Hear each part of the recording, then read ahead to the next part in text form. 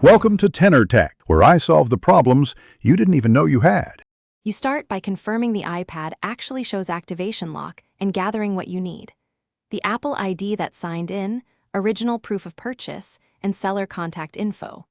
Once done, connect the iPad to Wi-Fi or to a computer with Finder or iTunes so you can attempt account removal or a restore.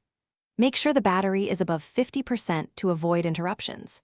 These steps matter because Apple enforces activation lock to protect owners, so having proof and the correct network access speeds the process. You should next ask the original owner to remove the device from their account. They can sign out in Settings or go to iCloud. Find My All Devices and select Remove. If the owner isn't reachable, prepare a removal request for Apple support, including the original receipt and device serial or IMEI. This is why you gathered proof.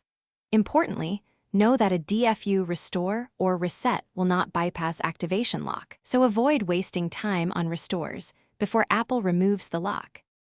Once Apple or the original owner confirms removal, you must erase and restore the iPad.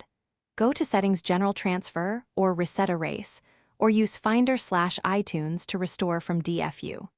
Then sign in with your Apple ID. Enable Find My and two-factor authentication to prevent future issues. If the removal request is denied, double-check the receipt shows the device serial/IMEI and seller name, and then escalate to an Apple Store or phone support. This single verification.